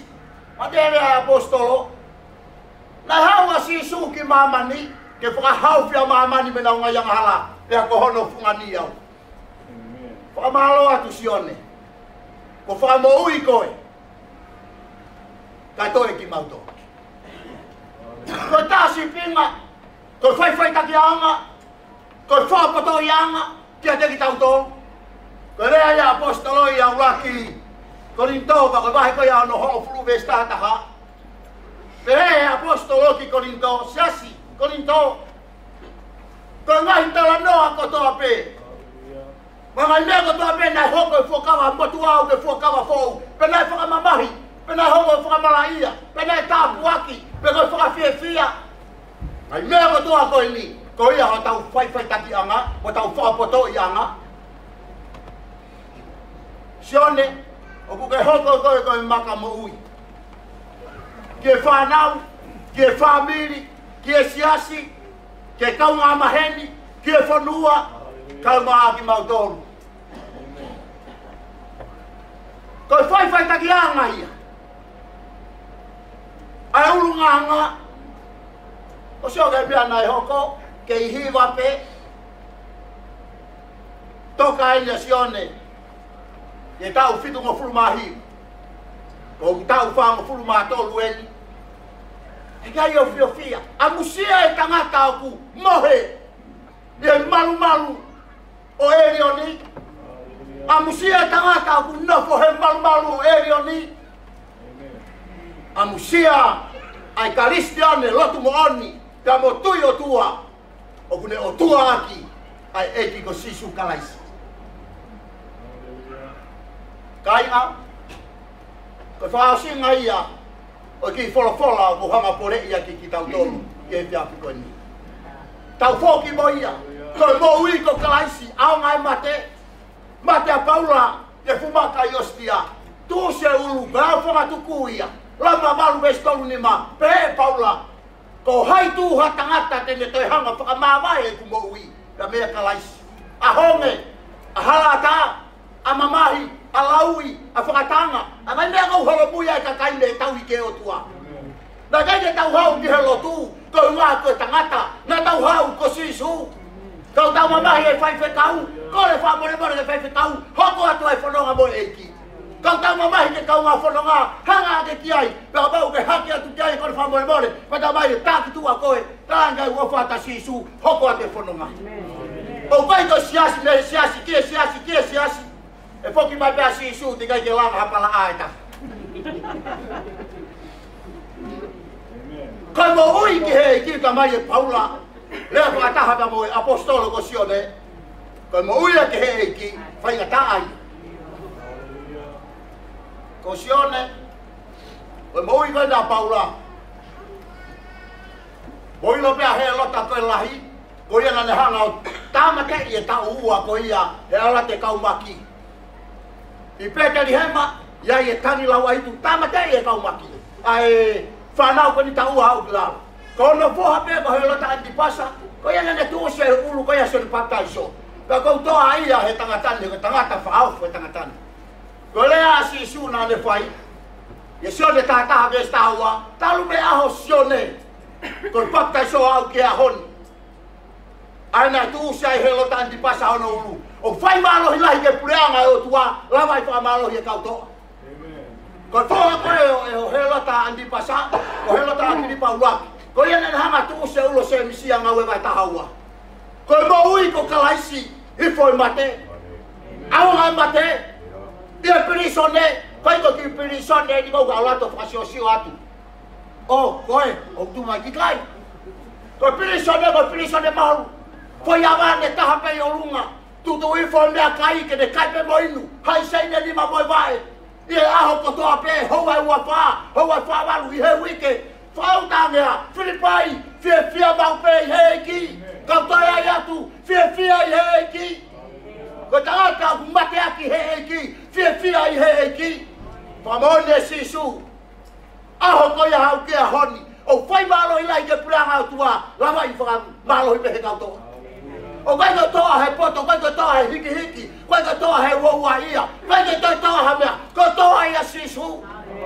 Ko lawa i holo toke toa ia. Ongo la ione nana, whanonga mai halanga talanoa he tangata ta, malanga. Peate he laione taha, tulalo ki lalo kako malo, peate laione taha, tulalo ki lalo. Ka whanono e la e talanoa. Kona whetau laki ke whai e tau tulalo laione taha, kaka laione taha, peate laione aua, ko aua koutoa, peate laione nai punou. Ko au o koutoa. Tai ko au koutoa he nau kaka ia koe pate laione koe kutoa he kou lawa i hoku loto. Ko tangata o kuloto aki. Akala isi, ko hono ulunga ngai. O kuwea ka fisiki tua. Ki mua holea e wholofola, tala koe ho ulunga ngai. Tala koe ho toonga. Tala koe ho ngā ue. Tala koe ho mawhuinga. Pui sio pea si isu ka pita. Tangi a pita.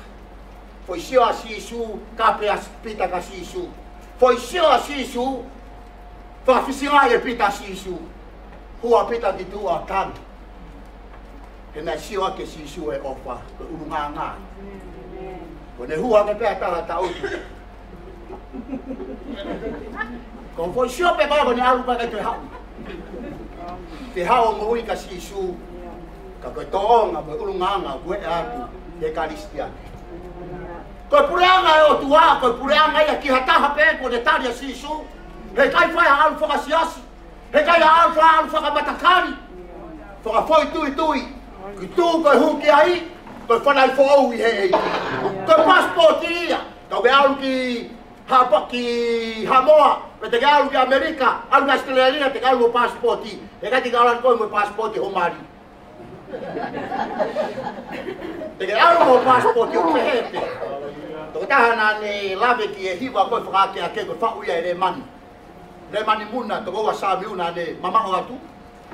He kai te whai ki he kulau, he kai te whai ki ho lau, he kai whai ki he tau lau, he kai whai ki he nau lau, he whai ki he lau ai tohi tapu. Ko whakamana mai ai o tua. Ko tau ako ne kinaia. Ko tau whapoto i angaia. Ka ke whiaru ke preanga e o tua koe koe siasi. Whawhetai koe siasi, ke tanu maki ai tau moui. Ko preanga e o tua, koe tangata o moi whewhine. O kuha, whanau i who'ou, whanau i he lau maharie, moi wholofola. Maui i whakasisu kalaisi. Liliu mau paula koe halata masikusi e ngau e wahe hiwa. Tai o tō ki lawe pēr liliu e ne moui. Tamai, e paula, kai ko saula ko paula. Kau te pemai e paula ia kare te vai ua vesu anoa. O kai ko paula, ko kalaisi o moui. Pea mau ko maui a kalaisi a ua korintau vai nima vesta fitu. Ka ko whanau who'ou. More ai mea motua. Kai toi pēr mea fuoloa. Ikai. Mora moia. Fo owen be akotoa. Korea hosio mafuinga. Ho tonga. Ho luanga. Fo tau fetongi pe. E ke he ahoni, e ke he hake koe lau koe. Ke hua tu he. Tangata teu mo.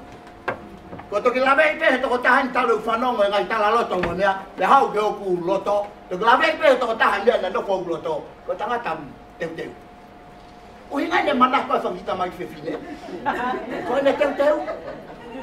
Mai teu. Hono sino whakamāteri e.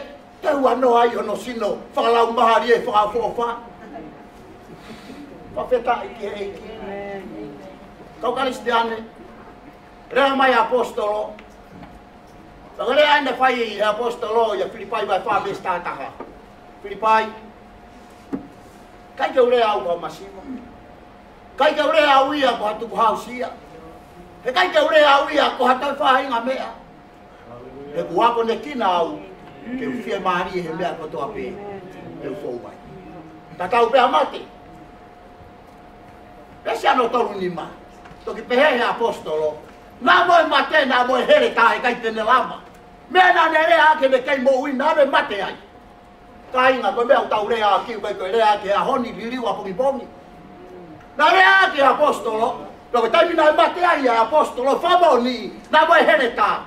E pisere tā toru nai tohi koia e paula, mo ui kātoa au ke a honi ko tāto a ngai. Sone ko ua whātu kia te koe. Toka he merino. Ta mo fie mari e. Mo no ngai o tua. Ke hanga o ta mai si pinga ka ting mau tol. Ta ka tau matuku he po ko ni.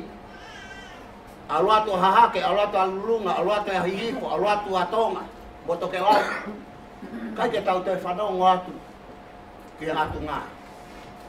Wai mea nai toka, nai kai toka mari e. Ako ke fie mari e, koe tangatani, koe tangata fie mari e, loto fie mari. Kuange pepe hala kia hai, tau whanongo atu nai pehe. Ka mo oni pea sisu he mo ui. Ta lolo i mea kati. O whātu ka ringi mautolu. Wa tawa ki tau pekina mautolu e ki venusi ko o whātu kia te koe. Ko whalahi kia te koe, ko pore a ki koe he poni. E fine off. Kainga, koe whaosi. Uraksione vai wha besi ko ia. Ono walu me vesi taha ono, koe otua ko ofa. Te ko ofa ko iau whamatala ia he toko tahi kare kia vai nipa vesi uoua. Ofa ko iau koe fua hiwa. Koe ofa taha pe foi fua ia. Ka unehanga ia o mai e ofa une o mai anga vai, o mai anga lelei, o mai a whakavai, o mai ya mo anga moko, ka taki fua roa. Mai mo e loto mapure ia. Koe ofa. Ka tau atu ke ting mautolu. Wapa sisu.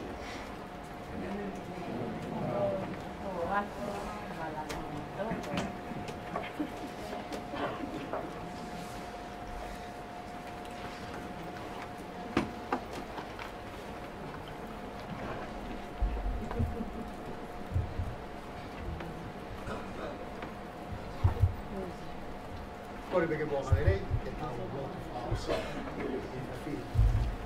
Ke tau loto. E o dua mau whawhetai o whamaro at ke te koe. I e whiwhini o dua mau kau ngā whakataha pe a museo de mafi e hoa koe ni. O koe ki mau i he ni o dua koe kau ngā mamahi, kau mau i he ni. Koe kau whakataha i whiwhia. Koe hia koe whakakoloa te kure a ngai o dua. Mau whakamaro atu koe hia koe akonaki. O omi me ho tamau e ki. Tau te whito ke teki mau tolu ka whanongo i he whiawhi koe dia na mai. O ku mahu inga ke teki mau tolu ke mau ilo pe ke mau whakapapau e mau mo'ui o mau nofo mau i a Fiona. E na mai mau whakamaro atu i hoa koe ni o kulau maari e pe ai hoa ka maa whanau ka mo whakamopuna i hoa koe ni o tua. O mau ilo koe maa mai o whaingata ka koe whakawhia maari e i a Fiona. E na mai mau lotu hapai atu e ui tou, whanau ka mai whakamopuna ki a Fiona. Tumua ke nau mama e pia moho tā mai o e ki, ka ia teki nau tolu a nonga pia mo merino e a Fiona. Ake koe wholofola whaosi e whiawhika ni o tua. Mau whakamalo atu ko ia, o tamai o iki, ko ia koe ngahi taiki lahi, dai whai ai ngā au e hi whanua koe no mau iai o tua. Hoko koe tāsi pinga, ki e toenga e kakai, koe mauno tue o tua, tuko mua ke nofo e sino, ho tamai ki e fuka, hono lau maari e alofio e afiona. E na mai koe mauno tue ke hanga tabe kina, ai Palestina mai komiti toenga ka foi fikau mai ka foi fikau mau ka fata hi hoa ko ni o tua ka be kina ka nga o tu ka nga be friend ko to pe ma ge fata ha ye fia ko ni ama ga ta be kina skal da mana hina ko ia ko be fa e ki o ku to ni na sia si ama ko mau lo tu ya nga ta be kina ki mau to lu ye fia ko ni ka mau ka ma tu ke fa fin ko bogina mo fa singa o be fa e ki ke mau kau whataha e bea whiona. Whaka maari e koe bea katoa peo ke pongpongina o tua. Ko lau maari e ke hanga tataki, ke whanonga e toko taha katoa peo hoa ko ni. Malu ke toko taha katoa peo ma whoki atu i he whiawhi ko ni o tua. Pongpongina mo whaosinga o e kau whataha mo bea whaeki ko ni ke tau kau whataha pe. Tā pe ki rangi mau tō mo whianga mau who tahi e whiawhi ko ni. Ko he rei mo langi mau whafoki ke whatenga bea whiona e sisu kaisi ko algo e bea ma whama ui. Amen.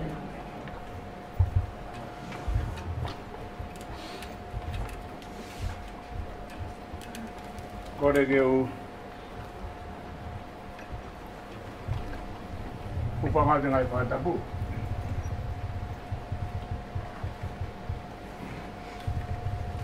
Pai ato a whamaro.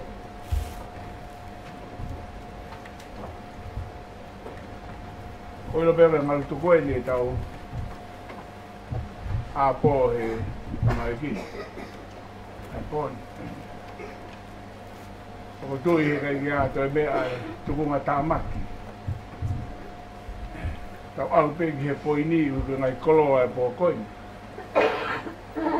Koloa whakawa e tau āpō, mahano koloa tāpuni e po koini. Tui au tau nonga, tau o sifie maari. Kai haloto e tāla. E toki hao pe ahoi a pongpongi ku tau osi. Pega hata lai. Mau mo me ai pe fi fi a hafangan. Ko hui ko e. Ko. Malo te pe ke ka pe kau. Malo lo tu. Malo ke sia si to tai tangada. Mau fi a. Ame ko amanak kita manekina. Neo maha mea ke whewhe o ku maulau pe e koloa ko whuaki mai he pōko ni. Koloa maari e ko tuku mai ke tau tātuku aki. E koe o ko whamalo lahi ka ki motolu maa sika ina ofu katoa pe maa ngai whaamiri wa te haipe ko i he malumalo e whare koe ni.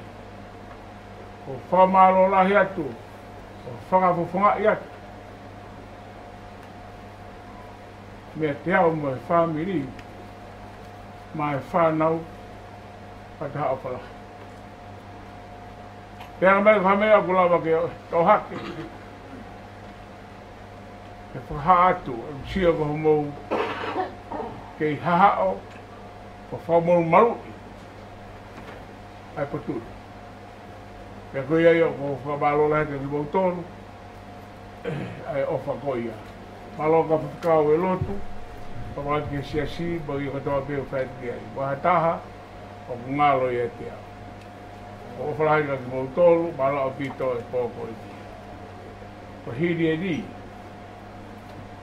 o leo kata olka pōpō. Ko e mea ko mao mi heni, hanga tau ko e area ko e whare bate, ko e hongo fulu. A pongpongi e malanga i pia i heni. Mi heni, o toki awea no tu uni, o potu, pero toko to aka. Koe le whotu tu e ka pongpongi. Koe korea te motolu ko, katak mai, i ka whaa serewa i mea koe ia pongpongi. Ko tua. Ko hua te pe he ni whae he ma. O kai ki aule kau tama ke whae ma ta u ngak whapo u. Ko u veni tu me whae he ma koe. Ko me al peo me a he veni ka taka wale moe e na o tu me iai. Unga ko nau peo tu me ai unga ke unga ko ne mama. Papa uri a pita pe tu wani papate na o tu. Me atu kai o fai tua whanau mai whaabiri mai kāinga. Nā lawai haki whamā mālohi e patangi a ko tau wangsi ai he pōko i.